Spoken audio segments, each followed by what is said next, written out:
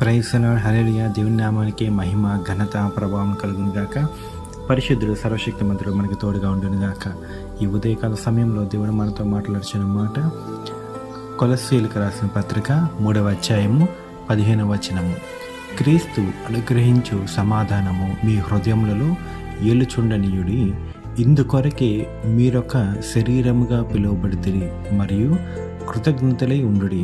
ఆమేన్, హల్లెలూయా. చూడండి, క్రీస్తు అనుగ్రహించు సమాధానము అంటే దేవుడు ప్రతి విషయంలో మనకు సమాధానం ఇస్తాడు. ఎలాంటి పరిస్థితుల్లో ఉన్నా, క్లిష్ట పరిస్థితుల్లో ఉన్నా, అసలు సమాధానమే దొరకని ఇబ్బందుల్లో ఉన్నా సరే దేవుడు మన హృదయానికి సమాధానం ఇస్తాడు. ఎందుకు దేవుడు ఫస్ట్ సమాధానాన్ని ఇస్తాడు అంటే ముందు నిదానపరుస్తాడు. చూడండి, కొంతమంది బాధల్లో, టెన్షన్స్లో ఉంటారు. ఏమిటి ఇంతేనా, మా బ్రతుకులు ఇంతేనా, మా జీవితాలు ఇంతేనా, ఎవరు మా బాధలు పట్టించుకోరా, ఎవరు మా గోడు వినరా, ఏమిటి మా బ్రతుకు అనుకునే వారికి దేవుని యొక్క వాక్యం యొక్క సమాధానంలో వెళ్తుంది.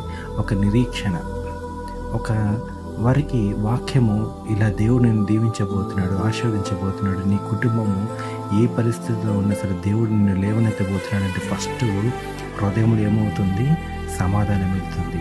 అందుకే దేవుడు అంటున్నాడు, హృదయములలో ఏలుచుండ నీయుడి అంటే దేవుని యొక్క సమాధానము ఫస్ట్ మన హృదయంలో దాన్ని నిర్మించాలి, అంటే దాన్ని ఏలుబడిచాలి, స్థిరపరచాలి. చూడండి, ఫస్ట్ హృదయాన్ని మనము గనక స్థిరపరిచి సిద్ధపరిస్తే గనక మిగతా ఎంత బాధ వచ్చినా సరే మనం ఎదుర్కోటకు సిద్ధంగా ఉంటాం. అందుకే దేవుడికి అంటున్నాడు, ఇందుకొరకే మీరొక శరీరంగా పిలువబడితిరి మరియు కృతజ్ఞతలై ఉండుడి. ఇందుకోసమే మనము శరీరదారులుగా పిలువబడి ఉన్నాము. సమాధానం లేకపోతే మనం ఏమి చేయలేము, ఏమి సాధించలేము. చూడండి, గొప్ప రాజ్యము, పరలోక రాజ్యము, ఉన్నతమైన రాజ్యము, ఆ రాజ్యానికి చేరుకోవాలంటే ఎన్నో యుద్ధాలు చేయాలి, ఎన్నో ఇబ్బందులు, ఎన్నో ఇరుకులు. క్రైస్తవ జీవితము ప్రతి నిమిషము పోరాడే జీవితము. ఎందుకంటే ఈ లోకాన్ని విడిచిపెట్టి పరలోకానికి వెళ్ళాలంటే ఎన్నెన్నో ఆటుపోటులు ఎదురవుతూ ఉంటాయి. ఫర్ ఎగ్జాంపుల్, సముద్రాన్ని చూడండి, ఈ ఒడ్డు నుంచి సాగరాన్ని ఆ ఒడ్డుకి దాటాలి అంటే ఎన్ని అలలు వస్తాయి, భయంకరమైన అలలు వస్తాయి. అప్పుడప్పుడు తుఫాన్లు కూడా వస్తూ ఉంటాయి. భయపడిపోయి, కలవరపడిపోయి, మరి టెన్షన్ పడిపోతే సాగరాన్ని దాటలేము. తెలివిగా, జ్ఞానముతో మరి ఆలోచించుకుంటూ ఒక్కొక్క అలని దాటుకుంటూ వెళ్తేనే ఈ దరి నుంచి ఆ దరికి వెళ్ళగలం. అదే ఈ లోకంలో మరి ఈ లోకాన్ని జయించి పరలోకానికి వెళ్ళాలంటే ఎన్నో ఇబ్బందులు. ఈ ఇబ్బందులన్నిటికీ ఒకటే ఒక సమాధానము, క్రీస్తు అనుగ్రహించు సమాధానం ఒక్కటి. అది గనక మన హృదయంలో స్థిరపరచుకుని నిర్మించుకుంటే గనక ఎన్ని బాధలు, ఎన్ని ఇబ్బందులు, ఎన్ని ఇరుకులు వచ్చినా సరే హ్యాపీగా వెళ్ళిపోవచ్చు మనం. చూడండి, జ్ఞాపకం చేసుకొని ఆలోచించింది ప్రియ దేవుని సంగమ, దేవుడు బలమైన సమాధానం ప్రతి ఒక్కరికి ఉదయకాలంలో ఇవ్వబోచున్నాడు. మరి చిన్న వాక్యం దేవుడు దీవించి ఆశీర్వదించిన గాక. ప్రార్థన చేసుకుందాం.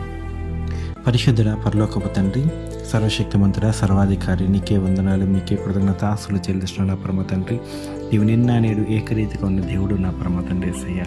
అవును నా పరమ తండ్రి, నీవు అనుగ్రహించు సమాధానం మాకు కావాలయ్యా. నీవిచ్చే సమాధానం మాకు కావాలి. మా హృదయాలలో నా పరమ తండ్రి ఆ సమాధానం ఏలుచుండాలి నా పరమ తండ్రి యేసయ్యా. స్థిరపరచాలి, నిర్మించాలి నా పరమ తండ్రి యేసయ్యా. తండ్రి, ఏ బాధలు దుష్టుడు తీసుకొచ్చినా, ఎలాంటి నా పరమ తండ్రి అవకతవకలు దుష్టుడు తీసుకొచ్చినా సరే క్రీస్తుని సమాధానమనే నా పరమ తండ్రి యేసయ్యా. క్రీస్తుని సమాధానమనే బండతో వాటన్నిటిని కూడా బద్దలు కొట్టడం కాక నా పరమ తండ్రి. రాజావందనం దేవా, నీకే స్తోత్రములు అయ్యా. ఈ శరీరములన్నీ కూడా నీ కోసము నిర్మించబడి ఉన్నాయి. ఈ శరీరాలన్నీ కూడా నీవు పిలవబడితే నా పరమ తండ్రి. ప్రతి ఒక్క శరీరము కృతజ్ఞతలుంటకు కృపని వాక్యం దయచేయండి.